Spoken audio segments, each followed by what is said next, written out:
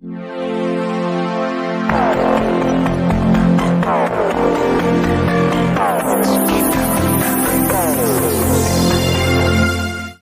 केली, काय सांगा?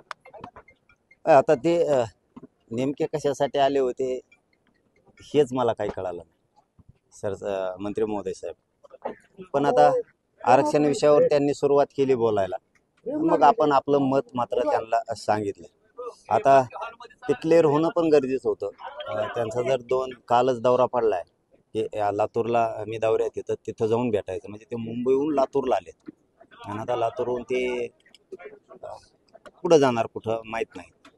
तर ते क्लिअर मलाच कळालं नाही की ते नेमके सरकारच्या वतीनं आलेत की ते स्वतःहून चर्चा करायला आलेत. पण चर्चा आरक्षणावर झाली हे खरं आहे आणि मी माझी बाजू पक्की सांगितली. आम्ही त्यांना विचारलं मुख्यमंत्र्यांनी तुम्हाला पाठवलेलं आहे का, त्यांनी नाही म्हणून सांगितलं की कारण विलासराव देशमुख यांच्या स्मृतिदिन आहे त्याच्यासाठी आलो होतो. तुम्ही आहात असं कळल्यामुळे इकडे आलो असेल. नाही, मला माहिती तशी नाही. मला माहिती अशी, मला खरं बोलायची सवय. मग ते पुन्हा पचका होतो. मग ते त्यांचं सर्क्युलर पडलेलं आहे, काहीतरी दौरा असतो प्रोग्राम, त्याच्यात की आम्ही भेटायला चाललोय आणि चर्चेसाठी, म्हणून असं आहे.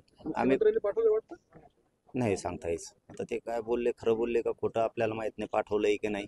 परंतु त्यांच्यातला जो प्रामाणिकपणा दिसला चर्चेतला आम्हाला, तेवढं मात्र भावलं की ते मुख्यमंत्र्याला सांगतो बोलले. तेच आलेत, आम्ही बोलवलेलं नाही, हे मात्र क्लिअर. आम्ही बोलवलेलं नाहीये. आता ते करतील चर्चा. मुख्यमंत्र्यांच्या कानावर यांनी टाकल्यानंतर ह्याच्यानंतर काही मार्ग निघत असेल तर माघार होणार का? नाही, मला अंमलबजावणी पाहिजे. मुंबईत जाऊन काय करायचं आम्हाला? आरक्षण घ्यायचं. इथं देत असले तर आरक्षण पाहिजे, तरी मुंबई जाणार आहेत आम्ही. गुलाल घेऊन जाणार. मग दिलं तरी जाणार, नाही दिलं तरी जाणार. दिलं तर त्यांचं सगळ्या मंत्र्यांचं स्वागत करायला, कौतुक करायला, गुलालाच्या ट्रका, फुलाच्या ट्रका, इकूनच जे शिप्याने येणार आहेत आम्ही त्यांच्यावर फुलं टाकायला बी. तरी जाणार, मुंबईला जाणार हे पक्क आहे. कोणी आडवा आला तरी मुंबईत आम्ही जाणार म्हणजे जाणार. मुख्यमंत्री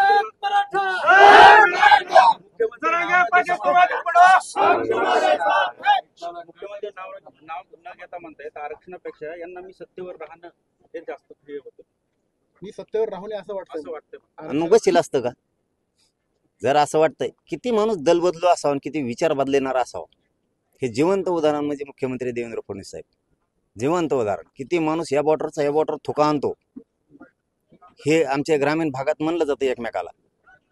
काय तू दल बदलणार आहे रे, हमेशा चिंडी खेळतो डाव. जिंकला तरी रडायचं, नाही जिंकला तरी रडायचं. म्हणजे ह्या बॉर्डर थुका घेणं म्हणते त्याला. कारण हे असं वागू नये. नागरिक प्रथम आहेत, ते पालकत्व त्यांच्याकडे आहे राज्याचं, आणि असं बोलायचं की मी सत्तेवर राहू नको वाटतो. तर सत्तेवर जर तुम्हाला ठेवायचंच नसतं तर मराठ्यांनी निवडूनच दिलं नसतं ना. मराठ्याच्या मताशिवाय मुख्यमंत्री झाले का? काय गप्पा आणता? आहेत ते भाजपचे आमदार खासदार मंत्री पाडून टाकतात आणि पुढच्या निवडणुकीत सगळे मग नगर परिषदच्या, जिल्हा परिषदच्या मग मराठी असेल सगळं साफ करून टाकीत असतात. मग तुम्हाला असं वाटतं की मुख्यमंत्री दोन डाव खेळतात, मग ह्याच्यातनं मार्ग निघेल असं कसं होऊ शकेल? आम्ही काढणार आहेत. त्यांना काढायचं की नाही मला नाही माहित. आम्ही काढणार आहेत. आम्ही मुंबईत जाणार आहेत आणि आरक्षणच घेणार आहे. त्यांच्या मनात काय आहे ते आम्हाला नाही माहित, पण आमच्याकडून शांतता आहे. आम्ही शांततेत मुंबईत जाणार आहेत. सगळे आरक्षण घेऊन येणार आहेत. त्यांना जाळपोळ करायची, धिंगाणा करायचा आहे ते करतील. आम्ही नाही करणार. आम्ही पोलिसाच्या गाडीत उचलून टाकणार त्याला. ते जाळपोळ करणाऱ्याला, धिंगाणा करणार. आमचं पोरग करू शकत नाही, पण मुंबईत जाणार आणि आरक्षण तर ओबीसीतूनच घेणार. कोणी आडवाई मुंबईत मराठी जाणार आहेत आणि ह्यावेळेस पहिल्यापेक्षा 5 पट जाणार आहेत. आता तर मराठ्याला कोणी रोखूच शकत नाही. तुम्ही आम्हाला अपमान केलाय, डवचिलय, खुनशीपणानं वागणूक दिली. आम्ही सत्ता देऊन आमच्याच पोराबाळाचं तुम्ही वाटोळ करायला लागलात म्हणल्याच्या नंतर आता मुंबईत आम्ही घुसणार आहेत 100%. कोणी आडवा येऊ दे. त्यांनी बोलून दाखवलं ना, पोलीस बघतील म्हणजे देवेंद्र फडणवीस बघतील. आम्ही पोलिसाला दोष नाही देणार, देवेंद्र फडणवीस. आणि देवेंद्र फडणवीस साहेबांना सांगतो, बाबा तुम्हाला वाटतंय त्या गैरसमजातून तुम्ही पहिलं बाहेर पडा. सत्ता आहे, माझं पोलीस आहे, मराठ्या पुढं काही टिकणार नाही. तुम्हाला राज्यात कोपऱ्यात सुद्धा फिरून देणार नाही. एका पोराला काठी लागली ना, राज्यातल्या कोपऱ्यात नाही फिरून देणार. तुमचे नेते, आमदार, मंत्री सुद्धा नाही फिरणार. आयुष्यातून भाजपाला उठवू नका. तुमच्यामुळं मोदी साहेबा सुद्धा डाग लागणार, एवढं लक्षात ठेवा. तुम्ही माझ्या एखाद्या पोराला डोचून दाखवा मुंबईत, मग तुम्हाला कळण पुढं काय असतं. अनेकांच्या कोणती नोंदी सापडल्या, मात्र त्यांना प्रमाणपत्र देण्यात मुद्दाम मराठ्यांचं कल्याण होऊ नये म्हणून देवेंद्र फडणवीस साहेबांनी सगळ्या अधिकाऱ्याला सांगितले, प्रमाणपत्र देऊ नका, व्हॅलिडिटी देऊ नका, यांचं वाटोळं होऊ द्या. म्हणून तर मराठा खरबडून जागा झालाय ना. त्यांच्या पोटातलं ओटावर आलं. मी 6-7 महिने शांत होतो, काहीच बोललो नाही. कारण आम्हाला अपेक्षा होती मराठ्यांनी त्यांना सत्ता दिली, धनगरासारखं ते मराठ्याला फसवायचे नाहीत. धनगरांना पण फसवलं, आरक्षण देतो म्हणून 15 वर्ष झाले आता, पहिल्याच कॅबिनेटला देतो म्हणले होते. तसंच मराठ्यांना सुद्धा मराठ्यांनी सत्ता दिलेली फसवलंय, म्हणून मराठा आता जागा झालाय. आणि त्यांना वाटतंय यांचे प्रमाणपत्र शोधायचे नाही, यांचा रेकॉर्ड शोधायचा नाही, फाईल द्यायचे नाही, वाटोळं करायचं, आरक्षण द्यायचं नाही. आम्ही घेणार आहेत आता. लक्ष्मण हाके म्हणतायत की जरांगे पाटील मुंबईला दंगल करण्यासाठी चालले. ते मी कोणाला नाही मोजित आणि उत्तर देत नाही, कसल्याला महत्व नाही द्यायचं. मार्ग जो आहे, जे तो सरकारचे चांगला हस्तक्षेप. सुरू झाले की लक्ष्मण हाकेंचे वक्तव्य यायला सुरू होतं. देवेंद्र फडणवीसनी काही लोक असे पळून ठेवलेले आहेत, काही वकील येतं, काही असे येतं. ती वेळ आली की त्यांचे काही आमदार येतं, ते सुरू करतात बोला. देवेंद्र फडणवीसने सांगितल्याशिवाय ते बोलत नाहीत. ते बोलतात म्हणजे देवेंद्र फडणवीस बोलतात असं समजायचं आणि मराठ्यांनी कामाला लागायचं. आपल्या लेकराच्या न्यायासाठी मराठ्यांनी तुटून पडायचं सगळ्यांनी. हा, गप नाही बसायचं. मार्गात काही बदल झालेला आहे का आणि कशा स्वरूपाचं म्हणजे आता आंदोलन करणार आहोत आपण तिथे गेल्यानंतर? हो, मार्ग आहे तोच आहे, फक्त थोडा बदल आम्ही असा केलाय की आंतरवालीहून आम्ही पैठण मार्गे जाणार आहेत. तोच रूट आहे. शेवगाव मार्गे पांढरी पुलावून अहिल्यानगरहून आळा फाटून शिवनेरी किल्ल्यावरती पहिला मुक्काम आहे आमचा.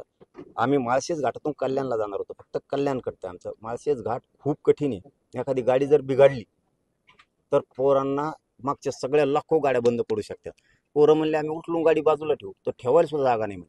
पंक्चर झाली, कोणाला चहा प्यायची तलब झाली तरी 50-60 किलोमीटरवर काहीच नाही, सुनसान आहे. मग 10 फुटावरचं सुद्धा दिसत नाही, इतकं धुकं आहे ढगाचं तिथं. त्यामुळं अडचणी येऊ शकतात. हे आमच्याच शिष्टमंडळाने सांगितलं. आमचं एक पथक आम्ही पाठवलं होतं शिष्टमंडळ मुंबईला, त्यांनी सांगितलं. म्हणून आता यावेळेस आम्ही शिवनेरीचा मुक्काम करून शिवनेरीहून चाकणला जाणार राजगुरू मार्गे. राजगुरू खेड मार्गे आम्ही चाकणहून तळेगावहून लोणावळ्याहून वाशीहून चेंबूर आणि आझाद मैदान असा मार्ग आहे. फक्त कल्याण कटतंय, एकच गाव कटतंय, समजा एक शहर कटतंय. बाकी जसाल तसं आहे, फक्त एक 10-12 किलोमीटर वाढतंय. असं तितकंच आहे, किलोमीटर वाढत नाही काही नाही, असं पण तितकंच आहे. त्यामुळं नाविलाजानं चाकण मार्गे जावं दादा लागतंय. नवनाथ